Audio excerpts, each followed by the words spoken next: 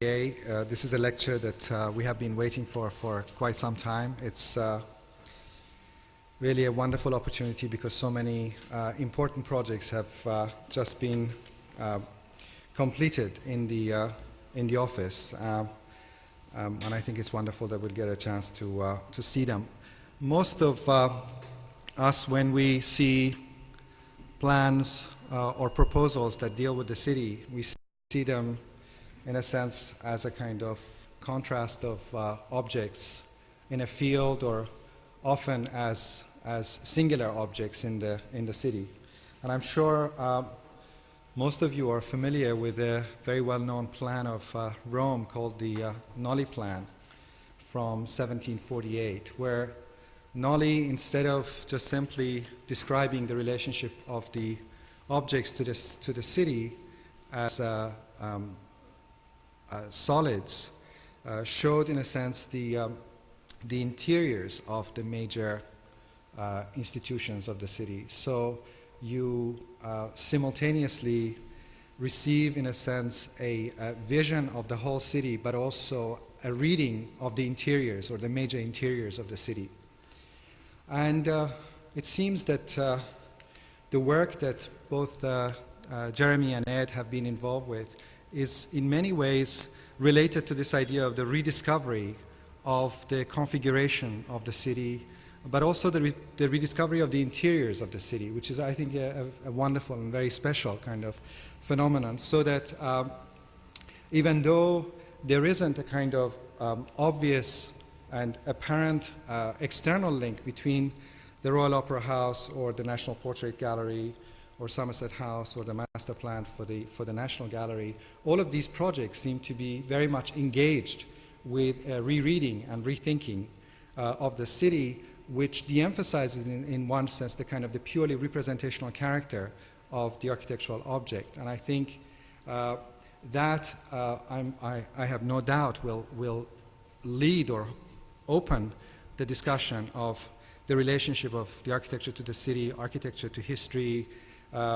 and the idea of building new buildings in a historic context, something that the practice has been systematically engaged with.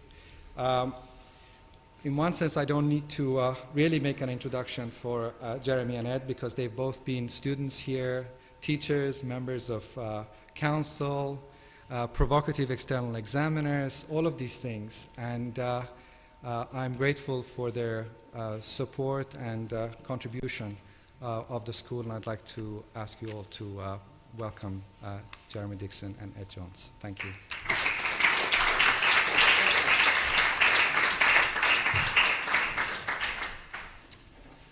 Thank you, Mohsen. I'm going to start. In our usual way, we're going to swap things around and be fairly relaxed about who talks exactly about what. But there is a shape of a kind to the talk, and I think it's worth explaining that. And I think it's worth also starting by saying that we're a rather odd practice. We're what I would describe as the young-old practice. We're a couple of oldies who have only been together for 10 years in a formal practice. But the background to that is quite specific and unusual. That is, we've actually had a kind of working relationship ever since we were students at the AA. So we have a huge period of kind of cultivating the soil, and then this practice is like a plant planted right at the end of this for the last bit. So the work that we're showing is actually sort of our early work as a practice in a formal sense, although we're kind of well on into the whole life cycle in relation to that. So what we want to do is to just very quickly look at some of the jobs that we've done in that 10 years and allude through that to a tendency to do projects one by one for the outcome that the project produces, rather than having a particular line that we're following. It's, I think, a difference between different practices. And that, I think, allows one, to some extent, to have a freedom in relation to the city, which is a very complex and multi-aspected thing that you can move around in terms of style and content quite a lot if you're in the manner of changing things. Having said all that, the title of the talk, which refers to the art gallery and the theatre, is a slightly troubling thing, which is that these two projects, which are the main subject of the topic of the talk, are actually rather similar. So we found ourselves saying, we've got to be careful, they're actually very, very different things. to be dealing with a theatre and be dealing with an art gallery at one and the same time, finding them physically rather similar, but actually to remember they're incredibly different things. They're very different in a very ordinary sense.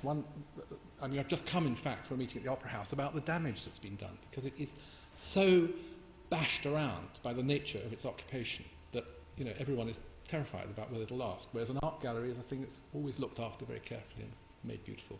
So even in the sort of immediate physical consequences of building it, their lifestyle is very, very different. So the shape of the talk is a brief introduction. Most of the content on the Opera House and the National Portrait Gallery, with these other two geographically related projects stitched around that. Do you want to?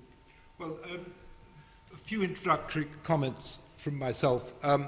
We were asked to write a short text for Boyson to put in the events list. And we had this odd coincidence of having an office in Covent Garden, having 4 projects at a 5 minutes walk from the office, and this struck us as being very convenient. It meant we could walk to our sites, but also peculiarly arbitrary, in the projects have nothing to say necessarily one to another, apart from the idea that they're all to do with shoring up what might be described as the public realm, reinvigorating it, whether it's an opera house or a gallery or a place to eat by the Thames, or indeed a master plan for the National Gallery. So it was this odd thing where we found we were almost acting as GPs. We were sort of going out to see how things were at these various then national cultural institutions.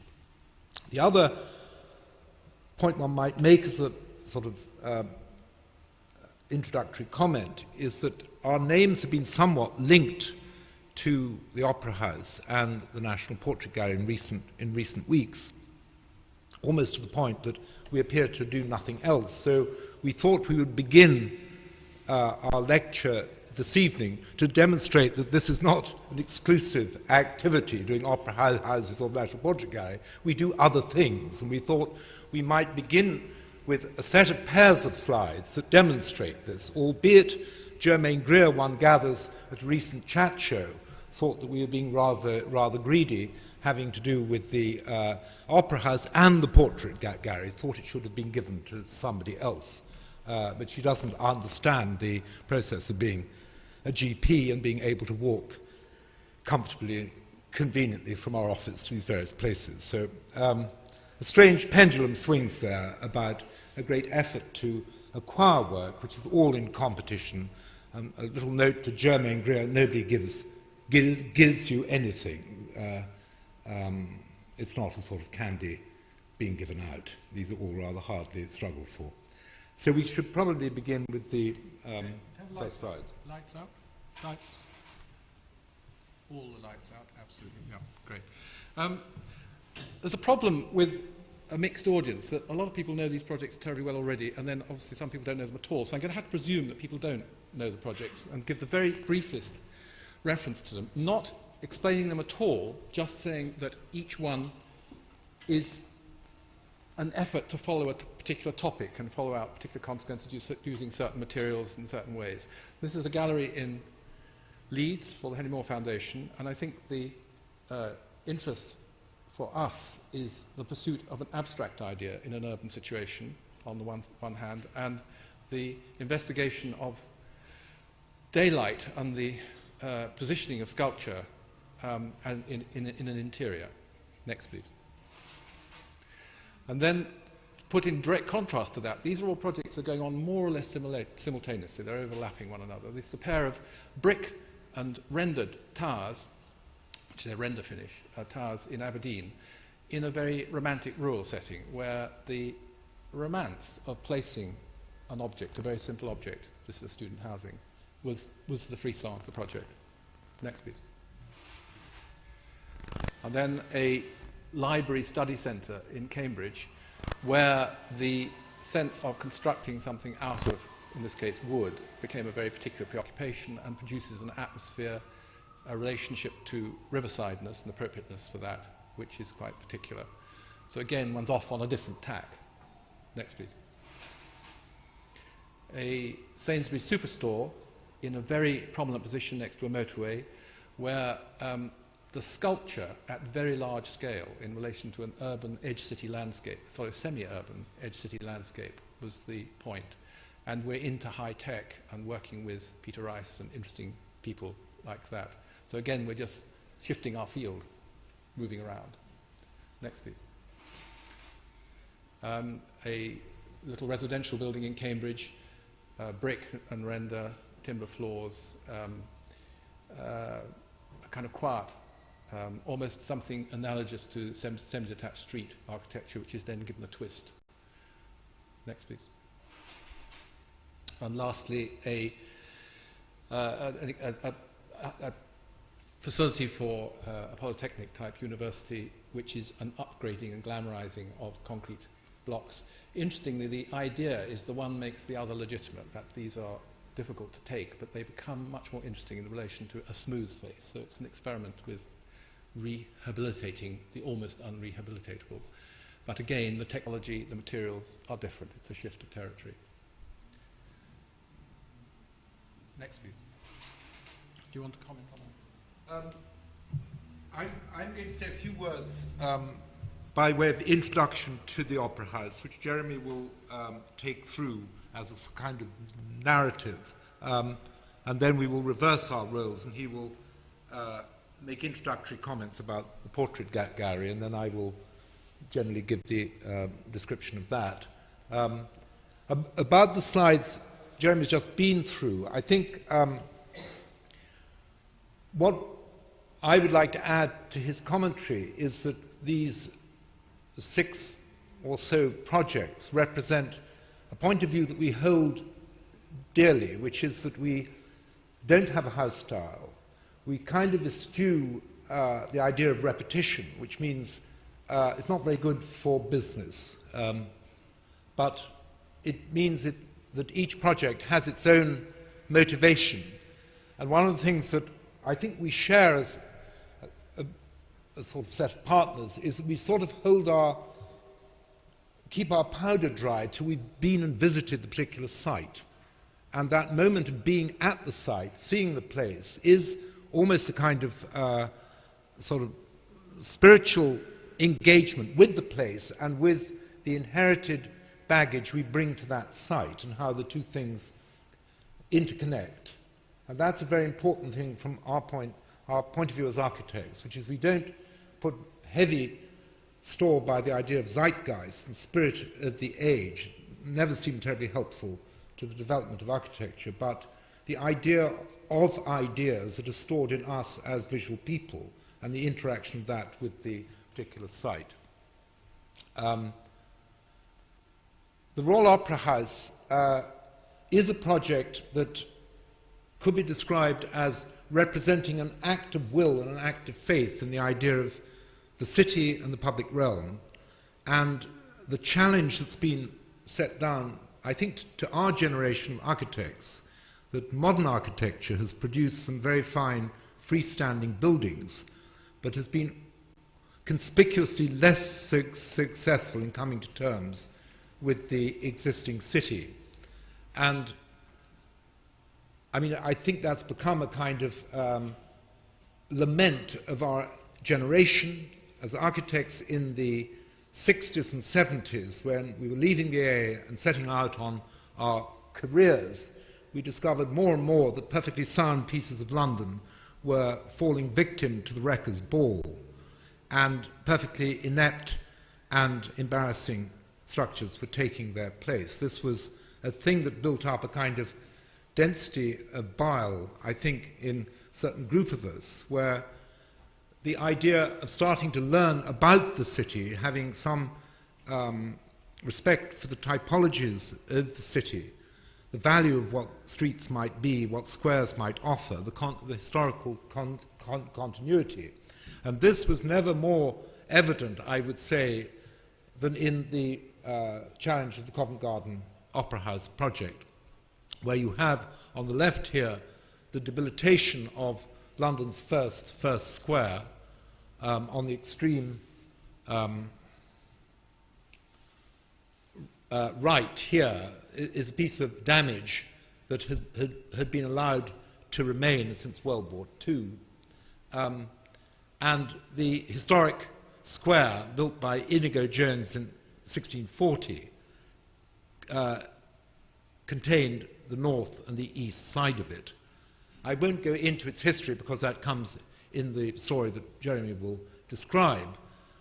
I think the main point I like to make here is that the Covent Garden project is first an urban design project and is secondarily a renovated theatre. So by the reconstitution and repair of London's first square on the one hand, and an architecture that is able to retrieve the idea of the street as something that constitutes a continuum in the spatial experience of the city, are kind of fundamental to our partnership and our work. I will hand you over to Jeremy. So, continuing slight problem about everyone having seen this before, but I'm going to sort of go on as if you hadn't, because one of the great dangers of a project goes on for 16 years is you give roughly the same talk every 2 or 3 years to almost the same audience. So some of you will have heard a lot of this 100 times before, and I apologize about that.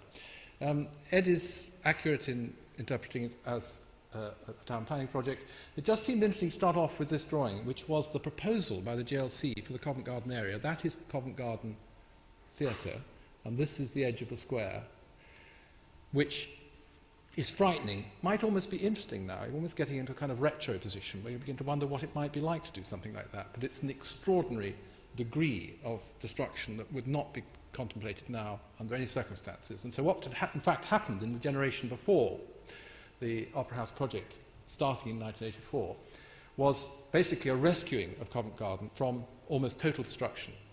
And that rescuing being the rescuing of a complex area of small streets, squares like Covent Garden, a very diverse life, a quite fine grain of occupation, lots of different things going on. Immediately depressed, actually, by that process of rescuing. So lots of interesting activities went into low-rent accommodation, which has gradually been reversed by the final, eventual success of Covent Garden. Next, please.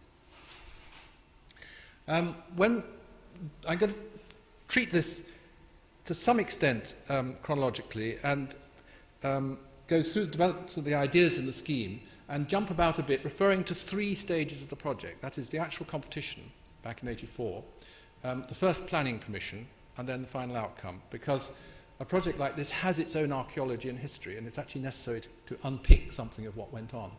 So if we look at something that was in the first competition document and remains relevant, it's a town planning analysis, if you like, of the relationship between the theatre and Covent Garden Square, starting with the square, the earliest theatre, which is entered off the corner of the square, a tiny little theatre here, which burns down, becomes a bigger theatre, still occupied, entered off the corner of the square. Then a more formal Smirk theatre facing to Bow Street, with also a connection to the square. And in parallel with this, a classic piece of urban reversal, which is the front door quality of the arcaded square, becomes, as the market grows, a back door. And by the time you've got the Fowler building and the full market here, the front door of the theatre is facing away from the square, and the sort of back door quality is established by the market. That kind of reversal of values in the city are sort of endlessly fascinating to us, watching what's happening. Places are always shifting in value, in merit, in interpretation. So this is an illustration of what Ed alluded to, which is something we said right at the beginning of the competition, that this, in fact, to the jury, in the first interview, that this is more a town planning scheme than a theatre scheme, thereby risking being thrown straight out. But they were an interesting jury, largely non-architectural, and I think that topic became one that interested them. Next, please. So again, a reminder, Covent Garden Square, Inigo Jones's extraordinary contribution to the planning of London. Still a mystery to me, the arcaded square must have been a success. Why was it not imitated? Why are there no other arcaded squares in London? Or was it just a failure? Was it a nuisance? It seems to us a wonderful idea. It seems to work with the rain. You know, why not repeat it? So that in saying it's a town planning challenge, one of the immediate challenges the scheme presents is what on earth do you do about the relationship of a big new building, potentially a bully in a rather delicate area, in the context of a highly specific historic environment, which incidentally was none of which was there. So that you only all that remained at time start of the original is actually that facade, which was also rebuilt, in fact. So one of the sort of unlockings of that puzzle, and to a certain extent an illustration of the illogical route to ideas, was thrown up by discovery of a drawing of a piazza in Livorno, which showed a very similar idea to Covent Garden, the arcade running through the front of the church. Albeit it's quite clear that the arcade building is a separate small building and there are other urban lumps behind with different functions. So without there being a strict logic to the connection, the need to do something on this site to do with the theatre, to do with all its very large-scale activities, and to deal with a scale that had some attachment to the square, was hinted at in this idea. That is, that you might make a picture frame out of a regular building behind which an irregular building might be developed. Next, please. Now, this is a model made during the 3-week design competition. It was a funny, the whole competition was in about 6 stages, and one of the stages to do a quick esquisse. And you can see here, as the model was being built, the idea that the arcade is a building, that there's a building at one end of it that's separate, and there are separate buildings going down the adjacent street, was beginning to develop. And you get to a point in that sketch model of some of the elements that have remained constant right through the 16 years of developing the project. That is that there's an arcade to the square, that releases you to have a relatively free roofscape and a difference of scale between the square, things behind the square, and the known size of the fly tower. All of this is in the context of a project which is taking a whole urban block in a very tightly organised, small-scale area of London, so that there is, whatever happens, a problem, an inevitable conflict between aspects of the scale of the enterprise of the Opera House and any sense of wanting the thing to knit in too carefully. Next, please. So jumping from that first sketch to the final scheme in model form, we again have the arcade. We have hidden inside here an extraordinary area of technical requirements for the theatre. The existing auditorium is there, and that's kept. And there's a little bit of existing building here, but the rest of this whole block is new work. And its technical and theatre function starts with building a fly tower and then storing scenery all around that fly tower, and all the way down here in a giant box in the middle of the block. And then on the top of that, there are various kinds of accommodation like ballet studios and such like, which have a certain extent a life of their own. And then round the outside is a layer of other accommodation. So that the heart of this project is a requirement of the theatre to have new technical areas, new fly tower, new stage things, which were just falling to pieces and becoming dangerous. And that sets a domino series of moves which affects all other aspects of the building. Next, please. And we found actually with both the NPG and this project that we hadn't actually got the scale in our imagination right. The building keeps turning out bigger than we thought. I think you'll find Ed probably saying the same thing about the NPG, that the spaces are bigger than the drawing suggested. The Opera House, again, is a very, very big project. This is setting the scene that you're restoring and retaining a historic auditorium, to which a huge amount of work was done, and not least air conditioning, but every surface has been remade. And then behind there, in the stage, is a fly tower, which is in construction here, and you'll see the scale from it. Those are 2 chaps sitting up there on that beam, feeding the crane. It's just an enormous, it's really at the scale of industrial oil rig type development. Next, please. So you've got immediately a conflict between this idea of the continuity of the city and specific things in the city. And attached to that, I'd also like to put a sort of typological point, which is that theatres come in 2 broad categories, I think, in relation to city kind of arrangements. That you get the freestanding, symmetrical theatre, where the front and the stairs and the auditorium and the proscenium and the back are all part of a symmetrical development. And then you get another category of theatre which has been sort of pushed into a piece of urban fabric in a way that produces non-alignments of that kind. You get an asymmetrical approach to an entrance here, for instance, to a sort of freely disposed relationship to the theatre itself, with then another side street picking up the back. And that kind of more organic development, I think, is almost of necessity what we're dealing with at the Opera House, and in fact what a lot of London theatres do. I think if you were to draw plans of the blocks that have got London theatres in, you often find that kind of odd arrangement, pushing into corners and making asymmetries and inventions. Next, please. So, as an urban diagram, we start by saying you remake the arcade, you remake the idea of entering the theatre off the corner of the arcade, partly because it's a nice idea, partly has a historic justification, and you push that through to make a connection between Bow Street and the square, which doesn't exist in the past. That's a major sort of urban decision to do that. And it's an idea which in various forms has been sort of pushing around in different versions all through the development of the project. The larger space attached to it here is the main foyer, which becomes the floral hall. But this kind of rendering, which says the most important thing are the streets, the square, the connections, the public spaces, the public entrance, goes back to the reference to the Nolly plan, in fact, where you choose to express interior public spaces in relation to the exterior public spaces to show the kind of sharpness of their relationship. And on the right, just a picture of the arcade. As again, you can see the idea of the layering of the arcade against the other buildings, and beginning to discuss a fairly dangerous free interpretation of style, whereby you can have modern bits and historic bits, not only built roughly at the same time, but also built within the same program. And that's quite tricky. Next, please. So, is the focus on that one? That one's not focused. The other way. It's funny. Yeah, it's okay. So the square becomes, you can begin to see the elements that I've been referring to, and I can shortcut this pretty quickly. We've got the square defined by an arcade. The arcade is a free interpretation of the arcade. It's not going literally back to Inigo Jones, because there's nothing of the original Inigo Jones to imitate. Then there's a loggia at the top, and then behind that are the larger forms of things like ballet studios and service towers, and then behind that is the fly tower.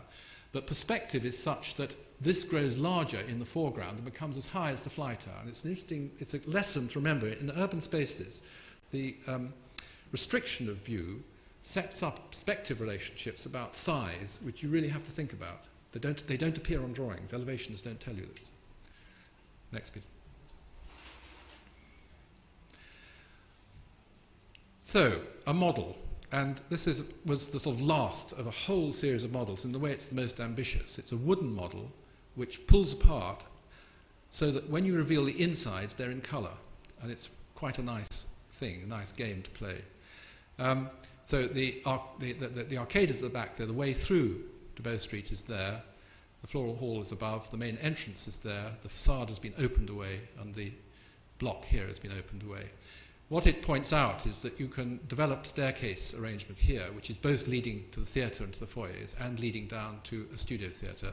And I've tucked that in here because it's a very important aspect of the project, but it has no architectural significance because it's kind of buried in a box underground. The important function is that the Opera House is a very formal, large theatre, and it has resident companies, particularly the ballet and orchestra and such like.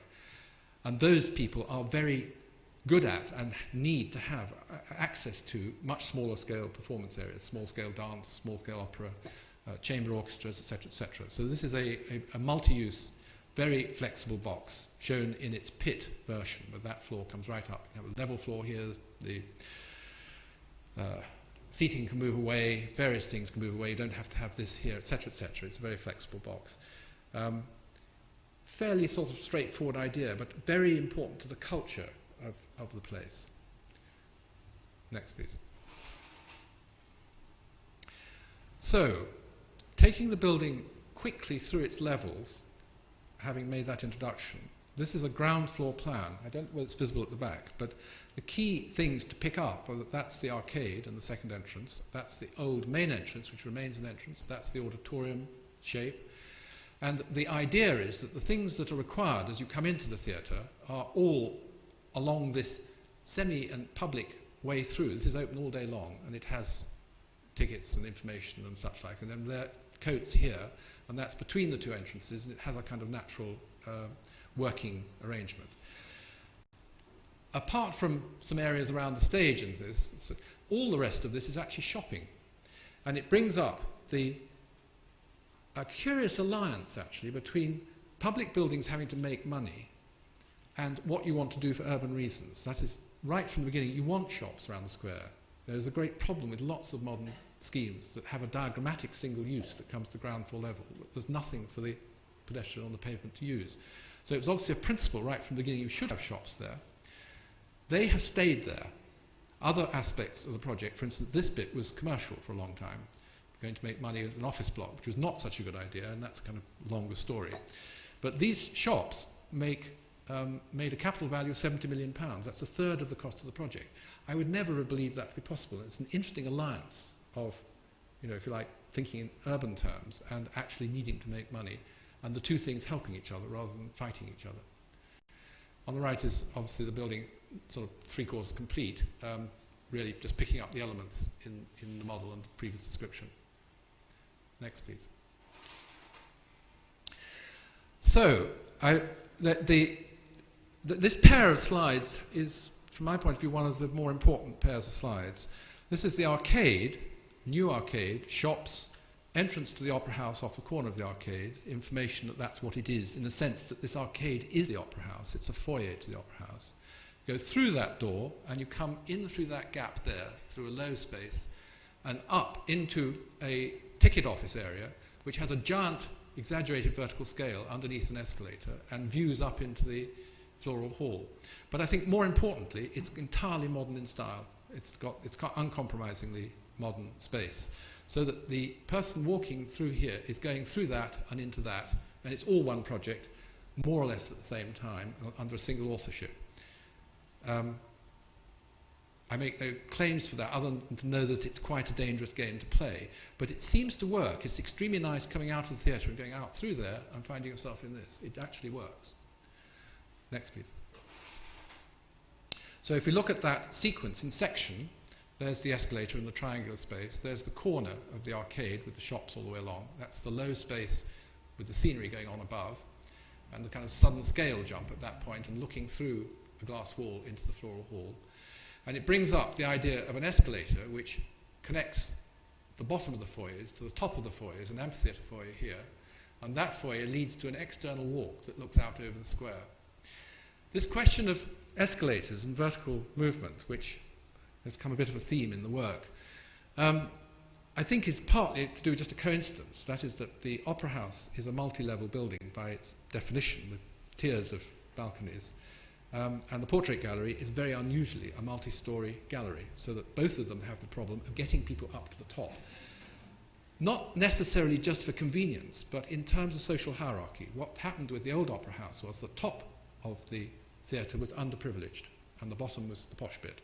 What I think we've done is to almost reverse that. On a summer's day, this is the best place to be, and everyone is going up the escalator from the so-called posh areas and mingling with the amphitheatre audience.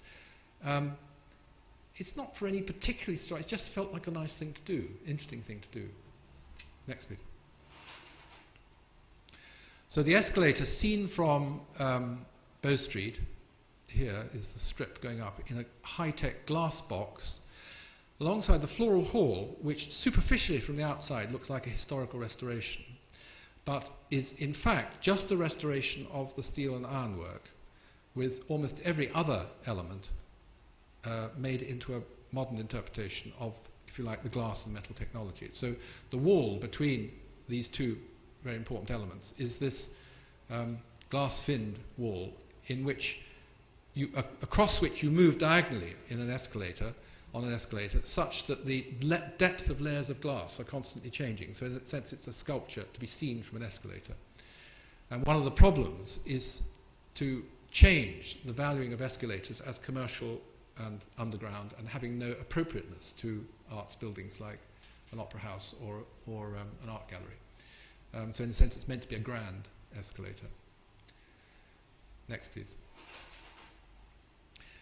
And picking that out in a more analytical drawing, that's the arcade, the second entrance, the main entrance, the escalator going up, the crossover point between the two types of building, which is the half landing of the grand stair, the formal entrance to the opera house, which becomes a common level with the floral hall. The floral hall therefore becomes, it's interesting, the floral hall, when we first brief was to include take down the floral hall and throw it away. So the first drawings were done with no floral hall. And then I suppose the mood has changed quite a lot in the last 16 years, and gradually there was more and more emphasis on retention of the floral hall. I think in the end that's very interesting because the project has had to sort of ease its way around these problems. It makes a more complex situation. So you've in a sense got to revalidate retaining the floral hall in the context of what one feels about new buildings and old buildings. And that becomes the main foyer space, interestingly asymmetrically placed to the auditorium. Normally the foyers would be there. So you've got the problem of circulation across. And you can begin to see here the language of the floral hall where the historic white painted steel, iron, etc. is counterpointed with glass and stainless steel structures, and that the end wall of the floral hall, which is that wall, is entirely mirrored, producing an extra 4 bays, referring to the fact the floral hall used to be 8 bays long rather than the present 4 bays. Those kinds of justifications, I don't know why one makes them, but they seem to be necessary to hang on to reasons for doing things. Next, please. I just want to jump here to the second of those historical moments. That is the first planning permission. You can see a very similar situation. Loggia at the top, arcade at the bottom, but the idea for vertical circulation at that time was a double spiral staircase, which we hung on to for dear life for a long period of time, but eventually it had to go because this became stage areas.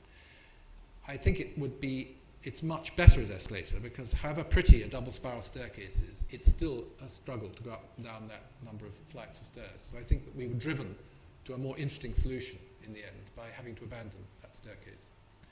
Next, please. And then the other section is going the other way. We're going along Longbow Street, that's the main entrance and the crush bar and the grand stair, and a kind of section through the end of the floral hall with the stair up to the floral hall from the coats area and the stair down to the foyer to the studio theatre below it, and then the kind of technical areas beyond. And I suppose the point I'd make about these two rendered sections is that they really encapsulate a lot of the circulation ideas, just those two drawings, absolutely vital pair of drawings. Next, please. And this is about the topic of the thresholds that are set up between, in this case, the grand stair, the wall of the historic theatre, which you then have to cut. Quite difficult to get permission to do this, to make this big opening, but very necessary so that you can see the floral hall through this opening as you come up the grand stair. And then when you get in, the glass, the reflected interpretation of the floral hall is then cut by another kind of hole, if you like, which is the amphitheatre foyer looking back into the floral hall. And this at night is very, very strange. People really don't understand what's happening. They think it's almost like a balloon or it's going to fall down or something. People have said they won't go up there because it looks dangerous. It's quite odd. Next, please. Then going up a floor, we're now at the stage level, one level above the ground, letting the shops run underneath. Stage there, rear stage, side stage, and then areas for storage of scenery all the way down here with the get-in lift bringing scenery in here. So the whole of this block is occupied with backstage. That's the size of the auditorium, and the auditorium is big. So this is a vast scale. And over here is a fly tower that's high enough to fly 2 layers of scenery, so it's 3 times the height of the proscenium. And this is a moment, a rather dramatic moment, when they brought all the bars for hanging scenery down to nearly stage level with all the wires going up. And you've got this extraordinary sense of sculpture of horizontals and verticals going right up into the distance, the height of the fly tower. Next, please. And again, just the business of the scale and the construction. This building was built in 2 years. That's 130 £30 million building built in 2 years. It is an astonishing achievement. It's not surprising that one or two things don't work. It's almost inevitable. This is the thing in partial construction. This is jumping back again. This is the second planning permission. And here you can see where the scheme was about to get into very dangerous territory. At that time, the Russell Street block over here was offices. As a result, they couldn't put the scenery storage at that level, and they were driven to making huge underground spaces to store all the scenery and scenery machinery and workshops and such like. That meant the project was rising in complexity, both in cost and in ability to do it during a shutdown period. And this was sort of evident danger zone. And it's only when the lottery unlocks the financial problem of where the money comes from that we're able to get rid of this basement, go back to, first of all, horizontal arrangements for the stage, and the thing begins to look practical again. Next, please. And again, this is going to the first planning application version. Again, all the elements are there, but this is the composition of ballet studios and fly tower at that time, less high fly tower. Next, please. And then going up to a level above the stage where you get a thin layer of individual rooms. You can try focusing it. Is there anyone on the machine? Is anyone doing the machine? Is it done? Oh, you're doing it? Maybe it's behind my glasses on. That's probably what it is. Yes. It's I haven't got my glasses on. The interesting thing here is that you get a thin layer of rooms, which are very important rooms, and they are given a kind of hierarchical importance in a historical interpretation of the square. So the hierarchy of rooms here, these are the more important rooms, these are the dressing rooms. And these dressing rooms have to be close to stage level. And it's a very odd building type, a huge empty space with a thin layer of small rooms around the edge. And one of the ideas is these corridors have windows in them so that wherever you are, you can see what's going on in the stage as you look across. And that's quite a dramatic experience. Next, please. Then jumping up to the level that the escalator arrives at, where there is a long curly bar that leads out onto the open loggia, which is this, which overlooks London. And here we begin to get the sort of bizarre complexity of the project, which is that in a self-evident way, main entrance flowing through this way, that the public are doing that, but the scenery is doing that. So this is all back of house, that's all back of house, it's divided by this. And you begin to get quite complicated relationships, but they're quite fruitful. For instance, these can be running wardrobes along here, which are good to look at when you're out, a member of the public, along here. And then, lo and behold, the Opera House say their staff don't like it. So they started roping this off because people go and look through the windows. So there's now a question, how will they settle this? Well, someone's got to come and say, no, you've got to let the public look in through the windows. Next, please. So the window looking down into the floor hall, and that's looking through that window with the glass shelf in the foreground down into the floor hall. So the surprise, if you like, the scheme is a lot to do with promenade. It's very difficult to photograph, very difficult to record, because it's to do with a sequence of events. You come in an entrance, you go up a flight of stairs, you find the floral hall, you cross the floral hall, you go up an escalator, and you find this. You don't expect to find it. And this window you don't expect to find when you're up here. Similarly, next please, you don't expect to find the fact that you're looking out over London from a loggia with a pretty extraordinary view. The whole span from the known and loved to the new chap on the block. Are they here? Barfield and Marks? Yeah, they were going to come. Anyway, I was going to sort of congratulate them on the wheel, because I think it's a fantastic achievement. But this is a huge surprise when you go up there. This roofscape of Westminster is a pretty interesting one. It's less to do with lots of tall blocks than one might think. It's quite a lot to do with the real elements of the hierarchy of a city. That's church spires and houses of parliament and various things like that, still sticking up and making a silhouette. And this building in the foreground is also a very interesting building seen at roof level. Next, please. On the right is a painting done in relatively early days, first planning permission, about being at this level and watching what's going on, and then the building in actuality. I suppose there is an idea here which still I find engaging, which is that the performance in the square is like an Elizabethan theatre. Elizabethan theatre derives from urban enclosure, making theatrical spaces, so that the same audience that's in the sort of Baroque interior of the Horseshoe Theatre is then the audience to this more urban theatre life in the interval. Next, please. Then we go up another level, and you get the ballet studios, which are these conical shapes here, and then a small ballet studio at the end, and a very important piece of accommodation here, which is the cafeteria for everyone back of house, on the basis that, like institutions, let's say like the Royal College, where in theory all the departments talk to each other, they never do. They only meet in the place that they eat. And this is true of the opera house. Ballet people don't go to opera, opera people don't go to ballet. They never really talk to each other except in this space. So we put it in the prime position, the balcony that overlooks everything. Next, please. That's there, sitting in a rather sort of blinding yellow sunlight.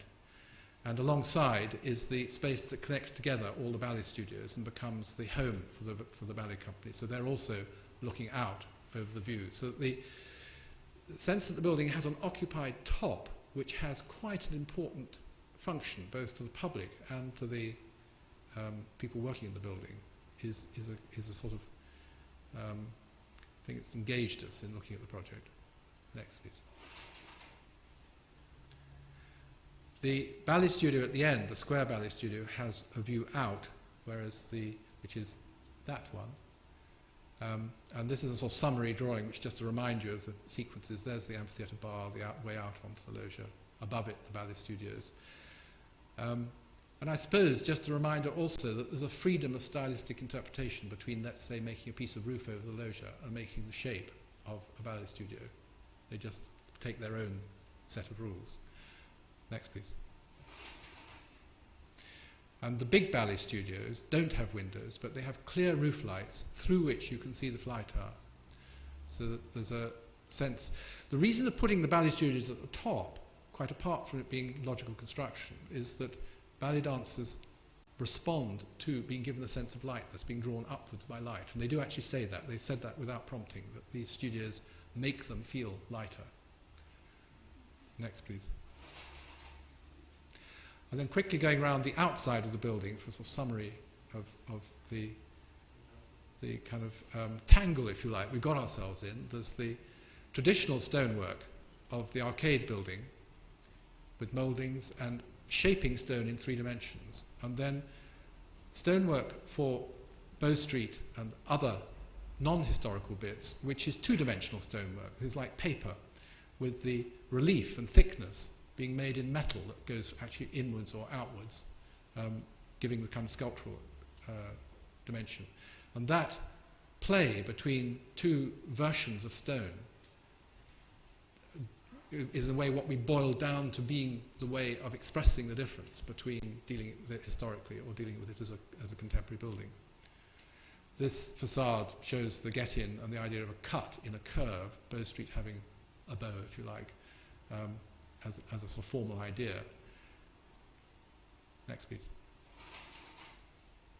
So summarizing that in one photograph, you get collisions, which are deliberate collisions between the 2 manners, the shops and the shallow bay windows and the arcade building. And it's one of the things you just sort of have to do it and see what happens. On the right, photograph of the collision of another kind between the historic building, historic front of the Opera House.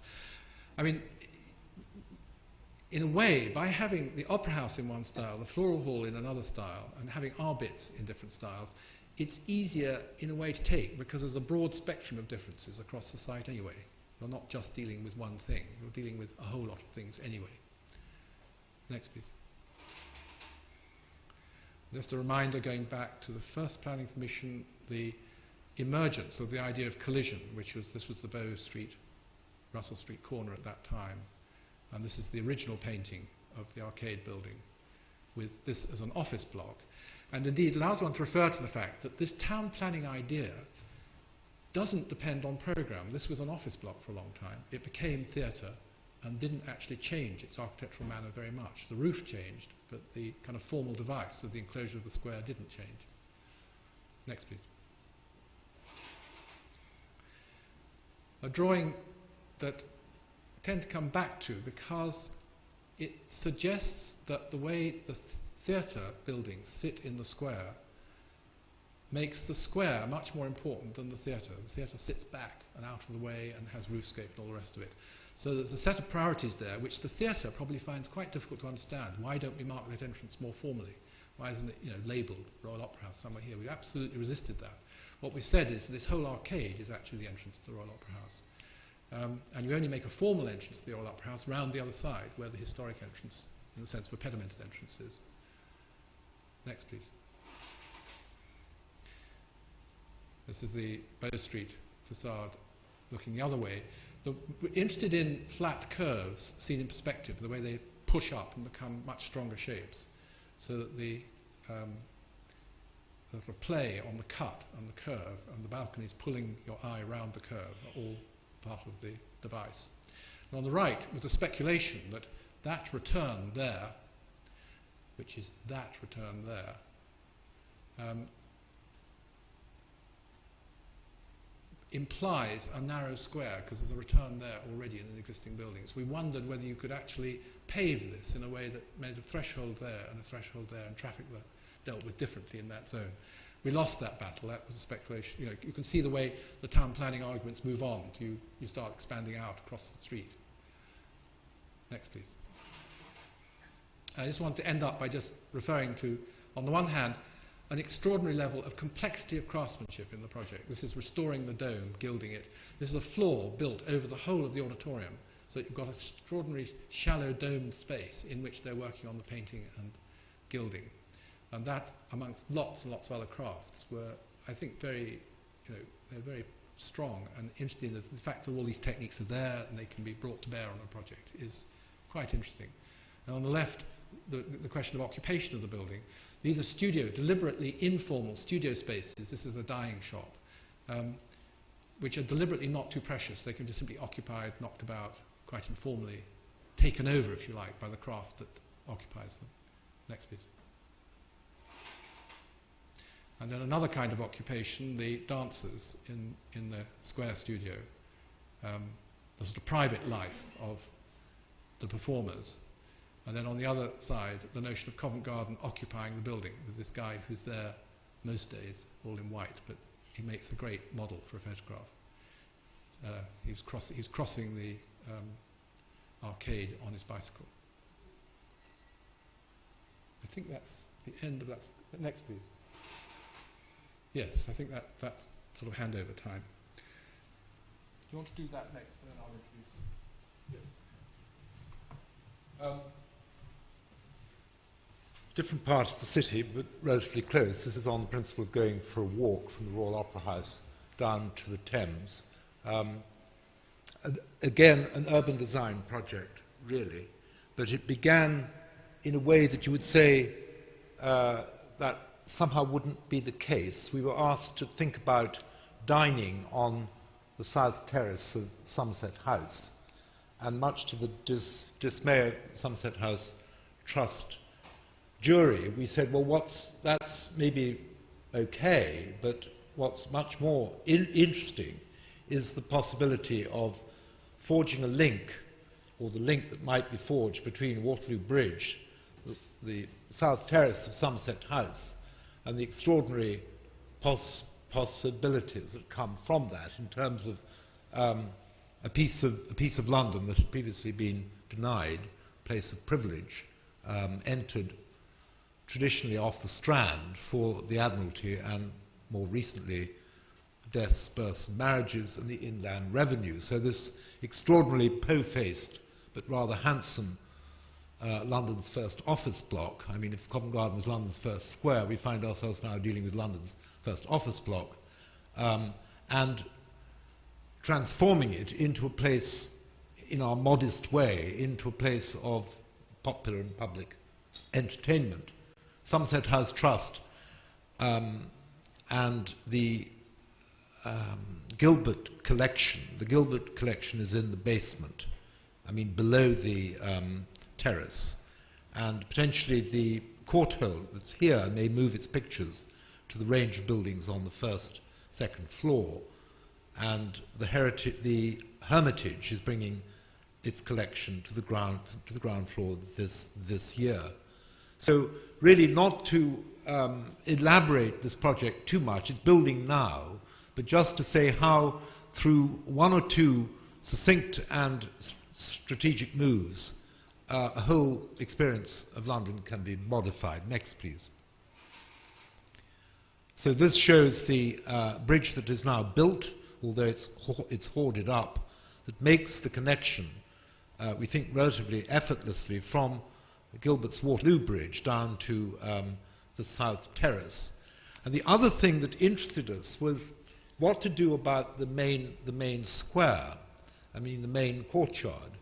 And this set of pictures here show a speculation that we made about coming in at the level of the embankment through this wonderful arch and burrowing through to what I think is one of Somerset House's most enjoyable spaces, which is the stairs that take you up in this area to the great courtyard.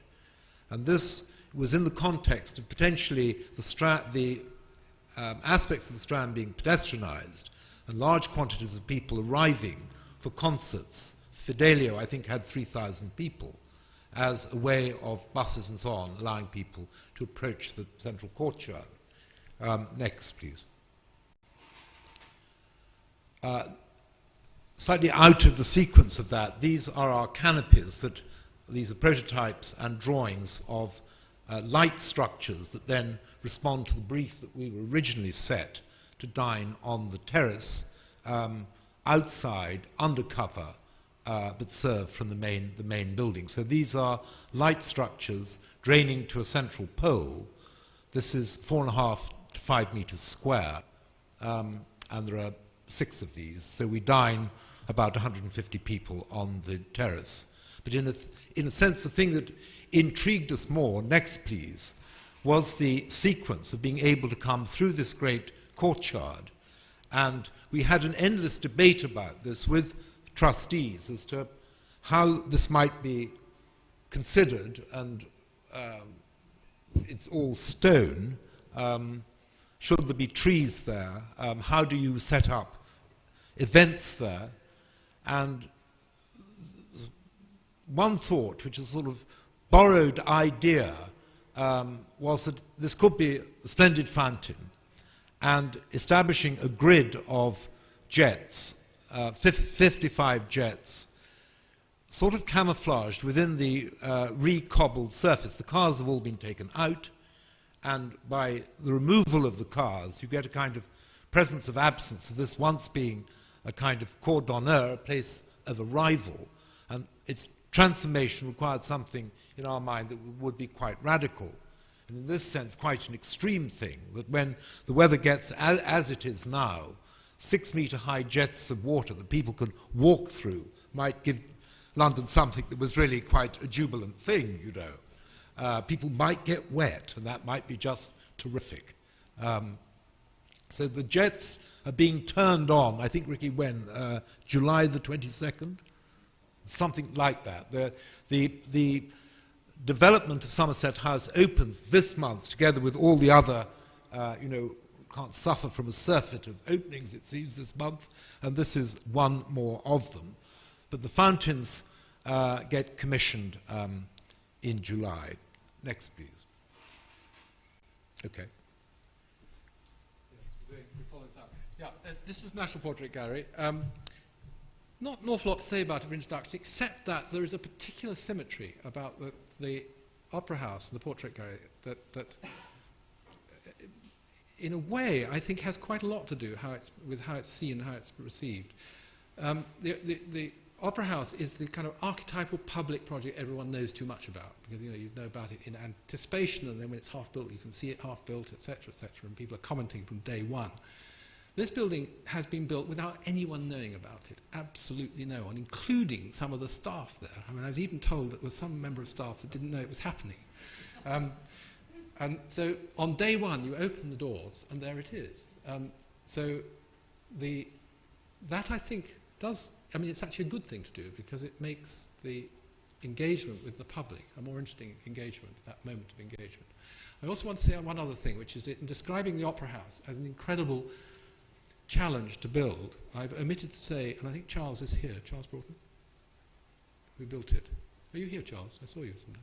No? I thought maybe he was. Well, anyway, BDP, and particularly a chap called Charles Broughton, took a huge amount of the burden of actually building it. And I think, particularly in terms of students, getting a building built is just one hell of a huge physical effort, particularly that kind of building.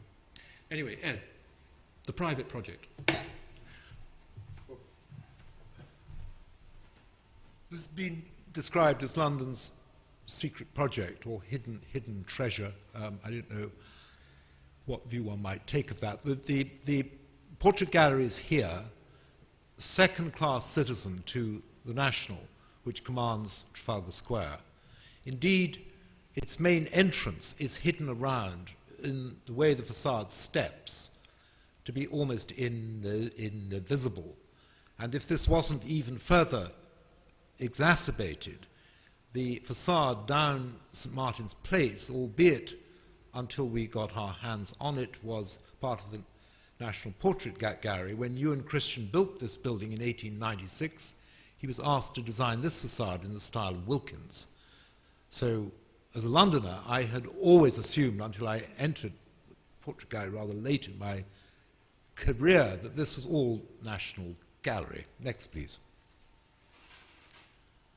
So, on the right, you've got the rear yard in its previous life as a light well, producing light for windows of the National. The National Gallery is here, the Portrait Gallery is on the right, and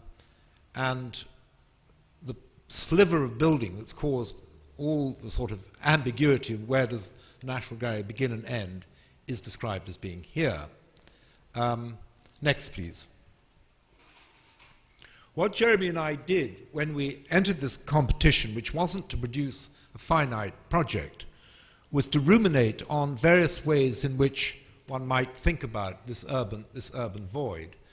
And one might say to Germaine Greer that really the genesis of this project did not come from being, inventive formally straight off the block, but rather beginning to sort of ruminate on the problems with the National Portrait Gallery, its invisibility, the fact that its center of gravity has shifted, the fact that it has this extraordinary untapped resource of the rear yard.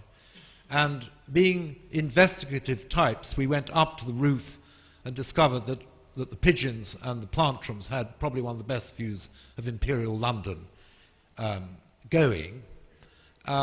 So this panel was something we presented to our client, and then we went through a series of sort of versions. Next, please. The one previously was to show a minimal version. This drawing shows if we obey the rules of, next-door neighbors and light, you get a particularly sort of difficult section where you give to your client a sort of trapezoidal space that then, by its need to make the accommodation, begin to obliterate the roof lights over the gallery on the second floor. And then we came forward with the idea that we described as the deal, which was to tell the National Gallery that we'd like to brick up their windows to here and give away in compensation the east wing that the gallery, the National Portrait Gallery, wasn't getting tremendous use out of, which is described here, this kind of funny sort of leg that sticks out. So what we were saying, we'll give that away, brick this up, and we can then have an unencumbered use of this yard. And this is rather to say that in architecture, very often you have to look at the problem from various other points of view, and the way it presents itself to you straight off the bat is probably not the way to proceed, i.e. that would be not a very interesting development of the potential of that yard. This seemed to us much more interesting. So, to cut a long story short, we won the competition and then were asked to develop this because it was assumed that this was beyond the pale. But interestingly, our client, Charles Samra Smith, pursued this thought and began conversations with Neil McGregor next door, and the idea was then born. Next, please. Which gives us this sort of, as Jeremy describes it, this extraordinarily secretive piece of accommodation that slips like a vertical chest of drawers into the mould of the rear yard. From our point of view, brilliantly on axis. I mean that the front door is there, and you proceed forward into this entrance hall and proceed to then enter the rest of the building. What is, I think, interesting also about this drawing is that it's described as the Ondaatje wing, but actually it's not a wing. It's the core of the gallery, and that until this thing was built, you always had a kind of strange sense that you were moving around, jogging to your right, around something which you could never see. So that to recover this space and make it, so to speak, the heart of the circulation of the gallery is a little bit more than a wing. The space is triple height. The galleries existing are on the second floor. So this triple height space acts as a referential device to refer the visitor to the three floors that previously had been rather obscure, invisible even. Next, please. So, again, to go over the territory, our rear yard is here. The existing Ewan Christian staircase, entrance hall is here. The shop remains on a leaseback arrangement from the National Galleries, still on the main street. And we then get into the interstitial complexities of Service Yard, National Gallery and National Portrait Gallery sharing this space. And I won't go over that in tremendous detail. Apart to say that the introduces for the second time this evening an escalator that takes you in its magical way. This is a bit longer than the Opera House, about 11.3 meters up to the beginning of the chronology of the collection. Also, connections then get made laterally to the existing galleries developed by John Miller and Sue Rogers at the end of the 80s, 20th century collection.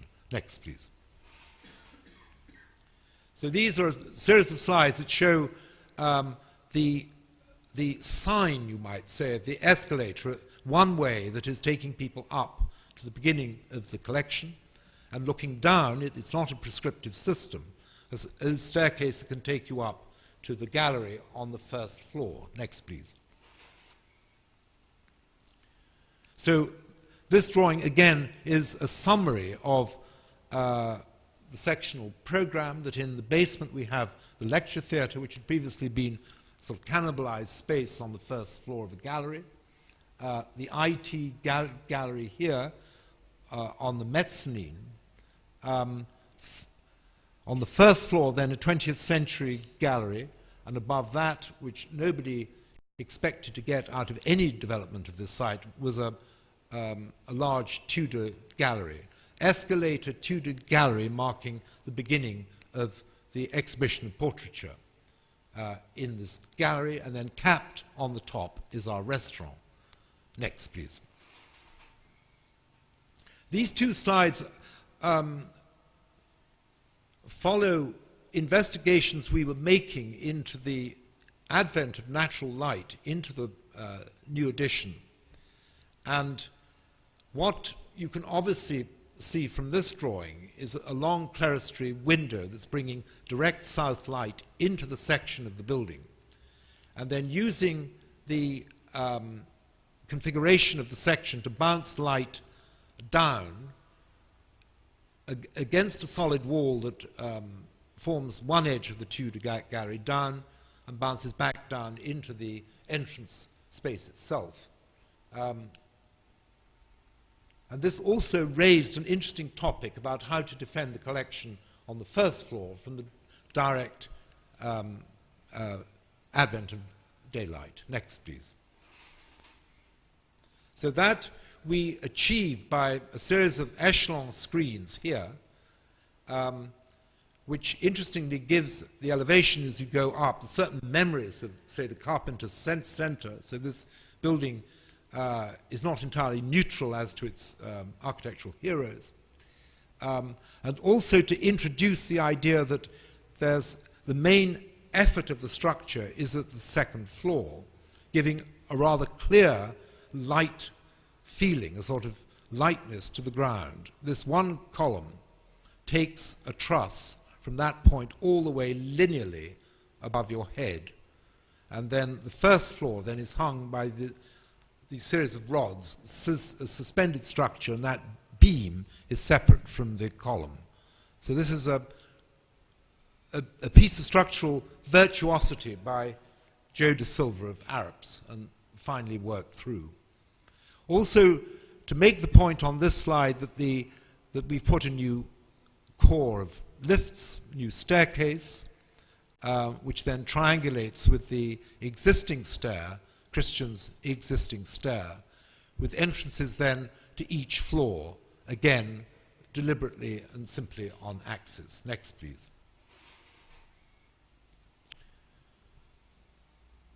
This pair of slides shows the sort of lighting, I suppose, of evening, when this is a sort of lit in the interior. There's a kind of urban gloom beyond it, versus the daytime, when this is filled with light, sunlight, and very animated. And the screens then defending, in curatorial terms, Paul McCartney and Joan Collins from direct sunlight. Next, please. Looking the other way, one of the qualities that one gets out of this simple architectural promenade of escalator are, through the gaps, you get Joan Collins, I seem to concentrate on her, winking at you through these screens. So as you go up, you're introduced to this gallery, albeit the escalator is taking you to the beginning of the curatorial hang. Chronological hang. Next, please. An early drawing, this, but interestingly, as with some of the Opera House drawings, has sort of stood the test of time. This describes the sequence, St. Martin's Place, through what used to be the entrance hall, stairs up half a level to the new entrance hall. And then you and Christian's stair, which is a highly elaborate thing that was there to take people up to the only galleries the Portrait Gallery had in 1896, which was on the second floor. And to animate that route, he introduced double height, space, colonnading, daylight, actually rather handsome sequence, which the PSA, in their wisdom, in 1970, filled that void to display the few Tudor paintings on a very inadequate gallery here. So what we've done in terms of reviving you and Christian is, as far as we can, bring this back to how it was in 1896, although by the time we get to 1996, 100 years later, the paintings are now on all three floors, allowing us then to appropriate the rear yard. Next, please.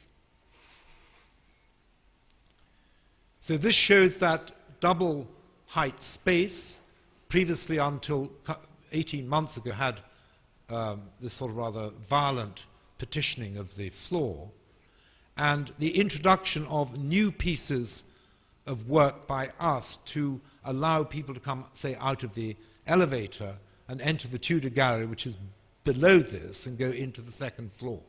So this is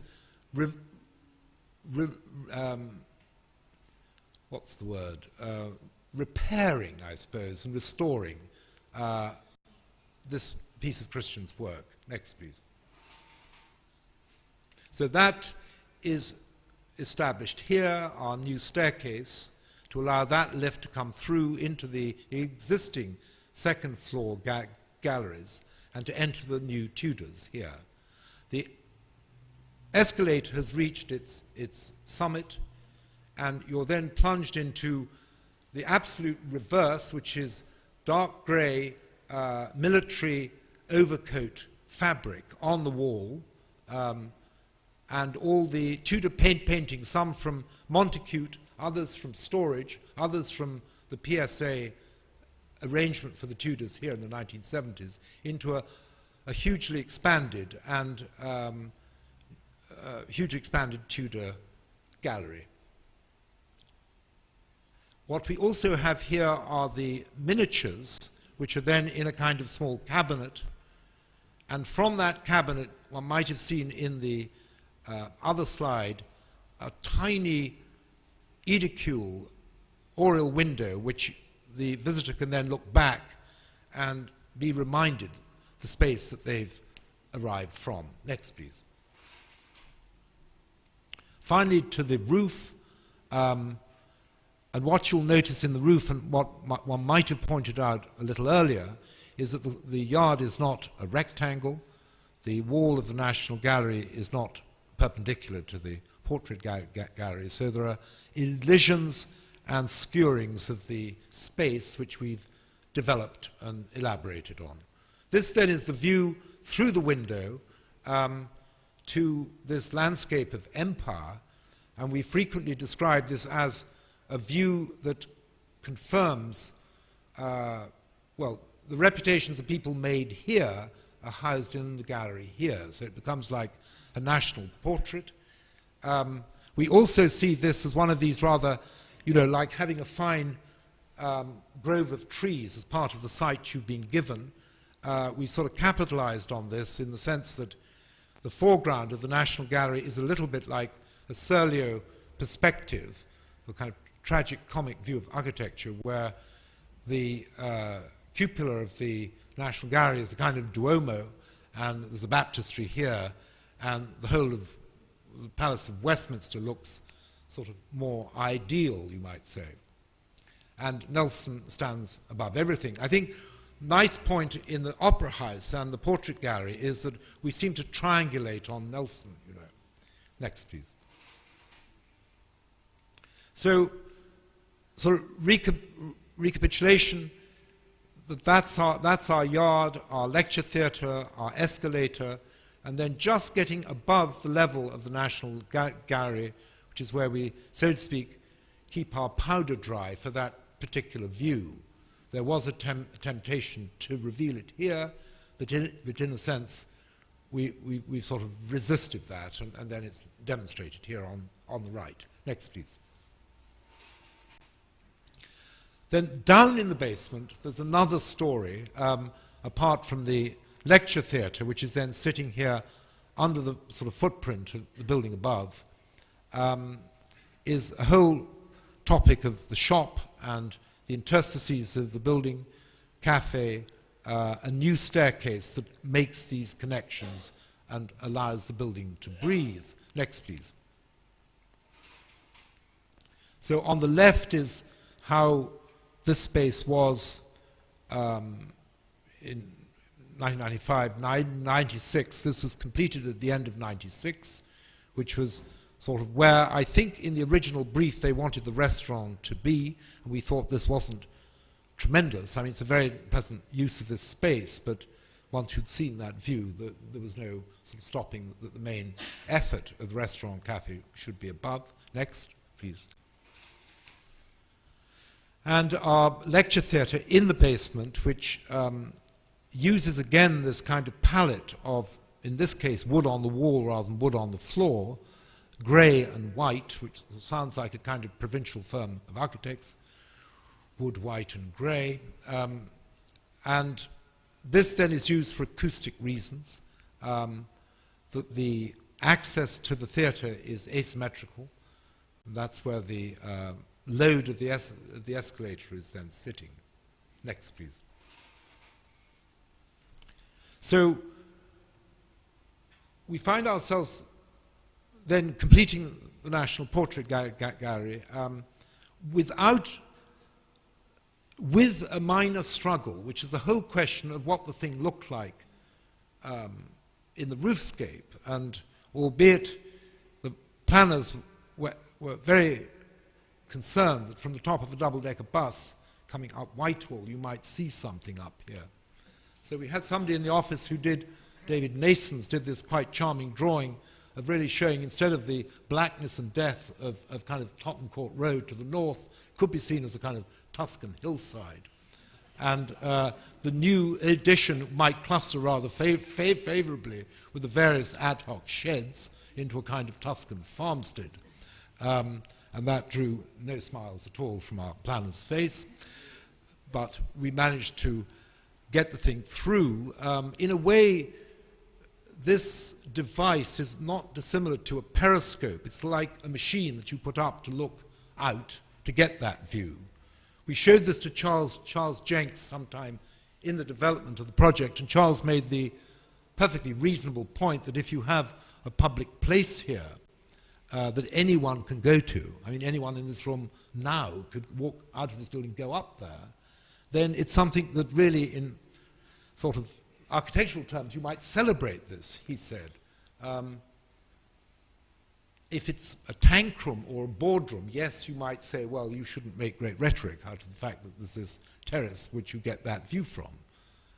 And that was an interesting discussion, that somehow, if the building can be as invisible as possible, people will have parties and open bottles of pop and get happy, you know. You can't see it, they'll say. Let's celebrate. And this seemed to be one of those moments when you might have, I mean, wistfulness on my behalf that this might have been slightly more celebrated, but that's that. Next please. It just so happens that we then entered another competition, which was to think about doing the master plan for the National Gallery. And this was sponsored by two pieces of coincidence. One was that World Square is brewing here with the possibility of the pedestrianising of the north side of Trafalgar Square.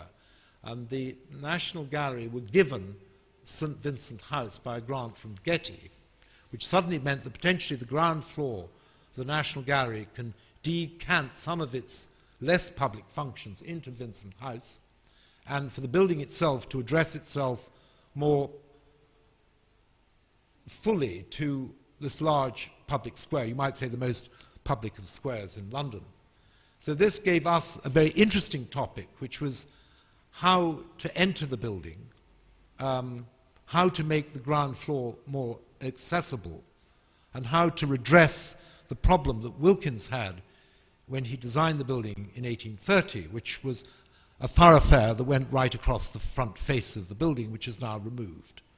So these are drawings which are in the spirit of concluding this evening's presentation, which is to just talk you through where Jeremy and myself are presently with the debates with our client, the National Gallery. Next, please.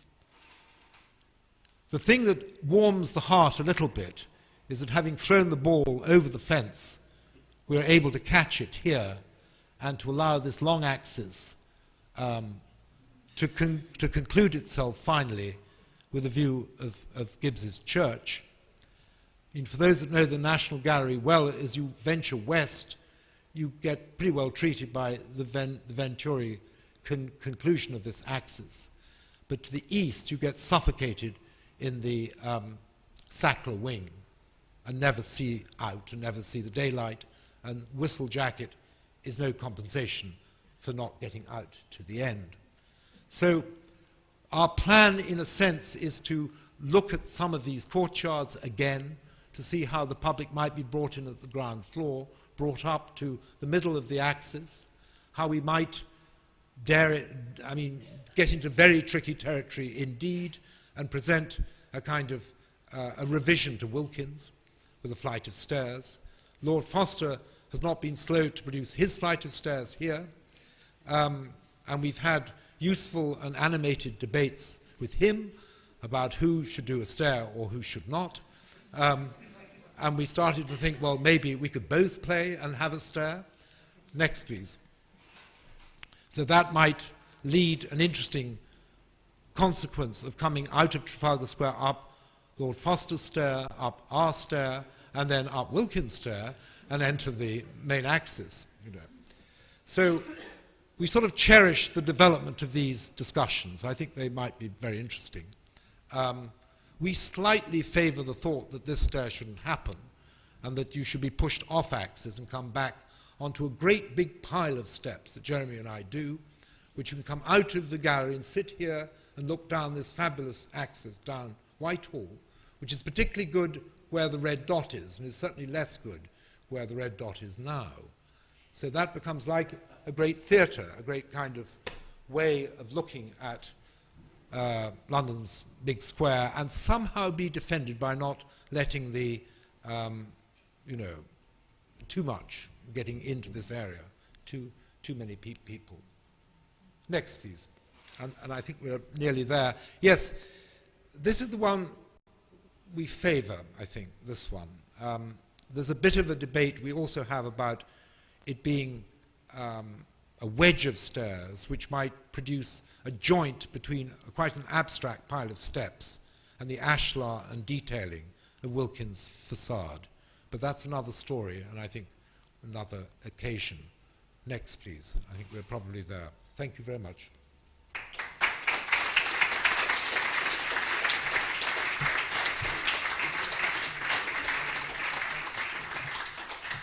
Maybe we could have some questions. I think it's, the thing that was great is that the painting that Jeremy showed at the beginning, when you have the hill town on the roof of the early painting of the Royal Opera, and then you finally end up actually, in a sense, discovering the city. That old. That city. No, the idea. You discover the city through the National Portrait Gallery restaurant.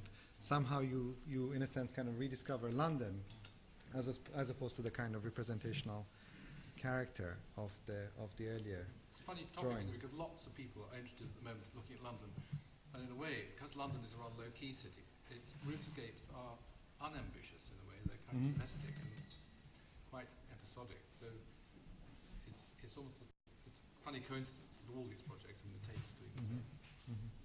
But the thing that I think would be good if you could, both of you, dwell on it, because in the description of the Royal Operas, the point about the urban development, I think, is very clear, and the reference to the city as the point of reference for the making of the project. And then you started doing this pairing of the inside, the two insides, and the different facades, and the wrapping, and the thing that is not Inigo Jones and is contemporary but is traditional. And I'm sure that there were a lot of discussions in terms of the whole issue of one facade versus another.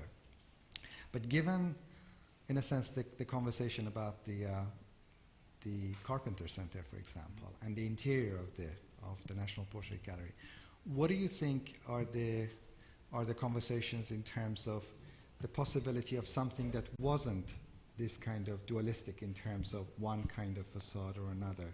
In other words, I'm trying to understand whether was there a possibility of doing a building where there might have been more of a consistency in terms of all the sides, and how do you, because you didn't say much about the kind of debates in terms of planning or any kind of pressures that you were under in that. Were there any?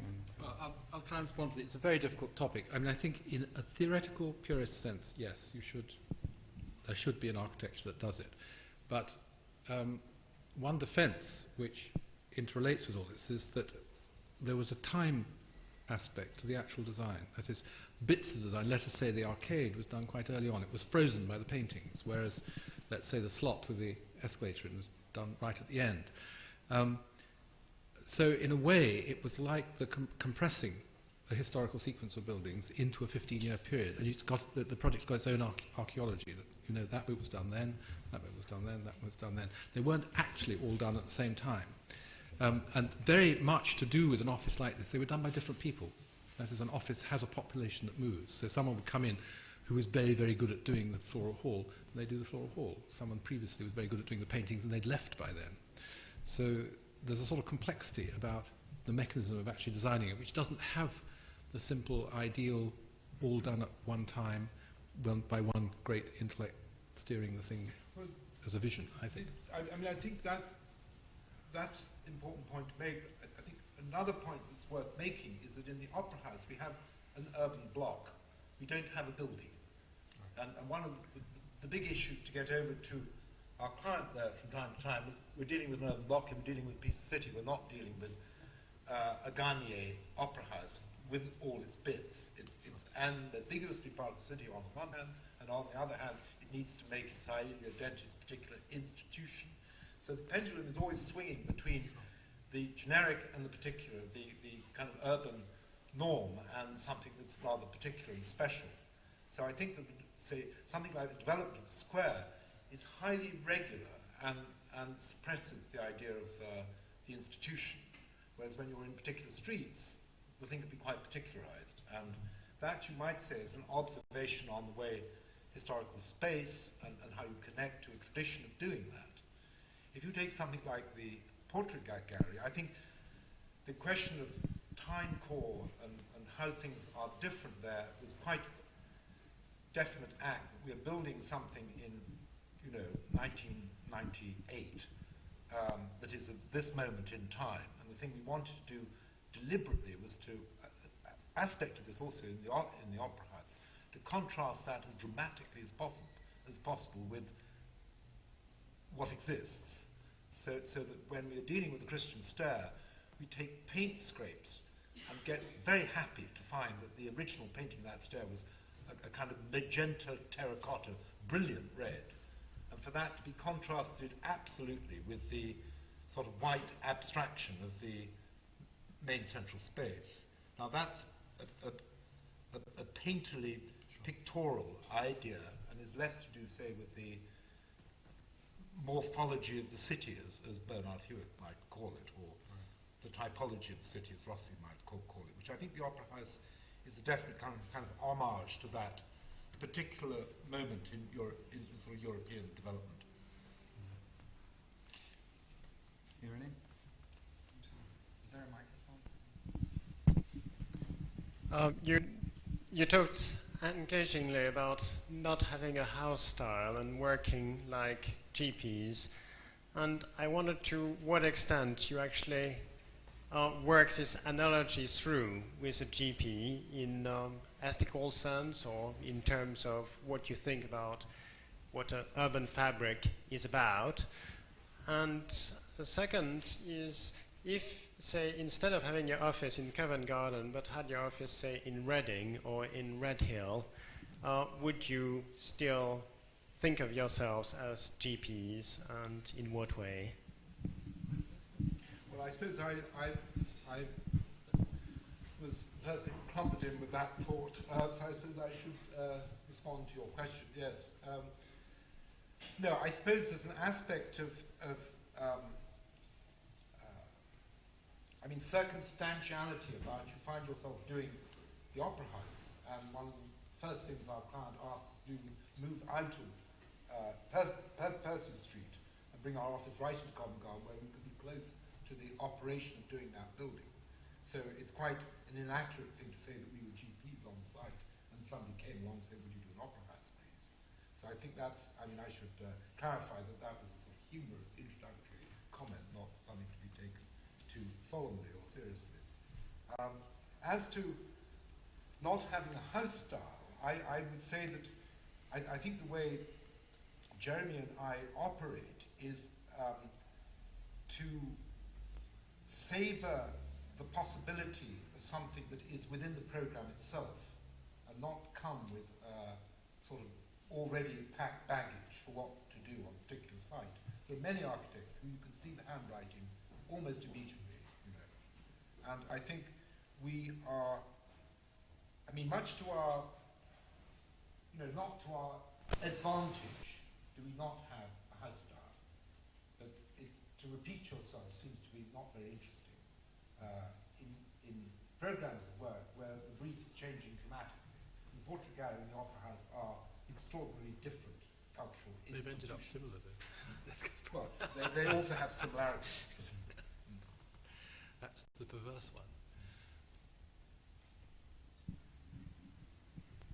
I assume that point you only made about where you practice, because I mean, as you were talking, I mean, it's always extremely interesting to hear you explain your process. In fact, you spend a lot of time talking about the process and sometimes less about the spatial intentions behind some of the solutions you create. And I mean, in a way, try to do the impossible, which is to tempt the most polite architects in London to be a bit impolite. I wonder sometimes whether, if you were not practicing in the constrained context of London, if you were not practicing in a situation where you knew you had people who would maximum give you an inch of a view from the top of Trafalgar Square, but where you might have greater possibility of spatial expression, how you would react to that, in a way, is an implicit critique, possibly, that when you have the opportunity for a spatial statement, and it tends to be very orthogonal. I mean, very conventional within a modern language, and I'm now talking about the spatial experience. And is this part of your language? Is this how you would want it to be? Is it a reaction to the London conservative context? Well, I think some of the slides we showed at the beginning, the work in Plymouth, the work in Portsmouth, where there's less of an investment in a kind of continuity about the city making itself in a certain way. I mean, you certainly feel that in Portsmouth and on the edges of Plymouth, where you might find there's similar typological preoccupation for things having fronts and sides and backs, but there's a certain kind of freedom, you might say, that comes with that work that is enjoyable, and it's not as though we're wearing a hair shirt and don't do it. You know, we quite like having fun. We're not too solemn and puritanical in that sense. I think that the sequences in both the Opera House and the Portrait Gallery are quite radical. I think the means of expressing them has the danger of the conventions that you're talking about. And in fact, the radical sequences could be clothed in other ways, in fact, and have slightly different object and sort of tactile versions. Would have been perfectly possible. We've just chosen to do it a particular way. In a way, there's an untidiness about the Opera House, which is possibly quite interesting, leads to problems. But you know, there's sort of different things, and things sort of bump into each other. But I think your point is a good one, that could we be as provocative in producing an object as we are perhaps in producing a sequence of circulation, surprises and experiences. Because if the Sainsbury's thing is the closest to it, but it's actually, that's a fairly easy thing to do a large-scale sculpture. That's not a whole building. So I would agree that we haven't really done that. Whether we want to do it or not, I'm not sure, but it's true that we haven't done it. There is another side of it, which is that in terms of the urban planning, last night we had a lecture from Juan Busquet from Barcelona, and he was showing one of the projects that he did with Alvaro Siza for the rebuilding of part of Lisbon after the fire and all of this.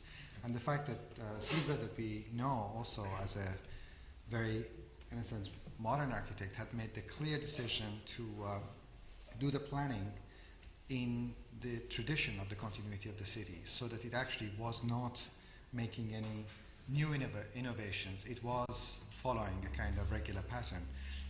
In one sense, the sort of the other side of the Opera House is whether it might have been possible to have been to continue something like the Inigo Jones. I don't mean in terms of the architecture, but in terms of the morphology of the project, so that the project is in fact less even expressive in terms of its cladding on one side than the other, but in fact it's more formally consistent, which, I mean, where the inside is the kind But you see, I think the thing that was quite extreme about that was to eschew consistency Yes. for a moment, to drop all your guard about being architecture. You have to be consistent. You have to work within a language.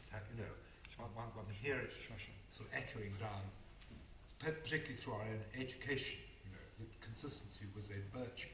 So to design in an inconsistent kind of way was quite troubling and provocative. So that you would have a palette which is, repairing. It's working in a neoclassical way, working in a modern way. And this, I mean, I don't know many architects that do that. Really. Oliver Hill potentially in the 1930s, but they don't come to mind very readily. Isn't one of the aspects of the Opera House of a problem, very large building in the context of that area, and the need to make it digestible, as it were, within the context that it sits?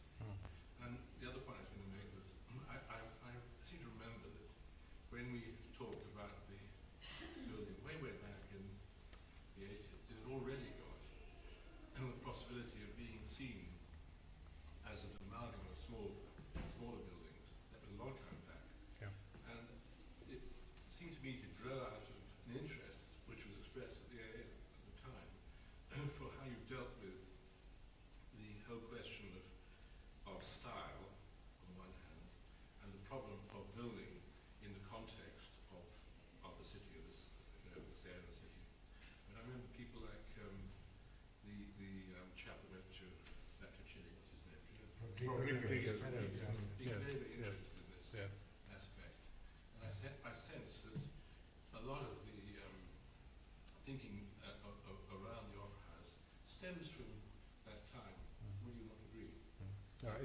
I think that's absolutely right, because references to going back to the AA, we were teaching at the AA at that time. And in fact, I remember doing projects for Covent Garden. So when the project came up, when I had a kind of standing start, sort of thought about it, and you were able to go straight away and say, we're interested in this sort of thing. And that sort of thing is derived from the culture that was around here at that time. And the danger of that culture is it's leaning towards historicism. And therefore you've got to kind of untangle yourself from that. And the logical difficulty with that project is that I certainly couldn't tackle then, and I don't think I could now, a modern arcade. I don't think I know how that could be done that would be publicly acceptable and ensure that Covent Garden is enjoyed by the people who are there. So you're locked into either taking the historical version all the way around or making a break. Which doesn't apply to the idea of making modern architecture in the street. Works relatively easily, but many Italian cities are loaded with Mussolini versions of the arcade that are incredibly banal. It's very tricky. I'd be very interested to know how that arcade registers, in like a generation, whether it begins to look really daft, because it's obviously something sticks out like a sore thumb, or whether it settles down and becomes almost not noticed. Or it might become thought to have been done a century earlier. Well, that's possible too. Or Yes. I think actually that's true already. One of the things that happens, one of the things that's very odd, I'm sure you've shared this with the building, when it's complete, people immediately think it's always been there, even a new modern building. So that if you have a historical building, they're walking around looking at it as if it's always been there, very quickly. Well, you have that more recently with a building like Tate Modern, that people assume it's been there since the 1930s, but this was finished in 1960. I mean, it was immediately assumed it's a very old building. They were finishing it when we were students at the AA. Benny? Just finally pick up on that point of this inconsistency of working between modern and historic flavours. And I was intrigued to hear how you were kind of surprised and excited to see how these things turned out in their built form and the historic context. And I think it is a great success, that arcade building to the northeast of Covent Garden. One of the supreme examples, though, of that sort of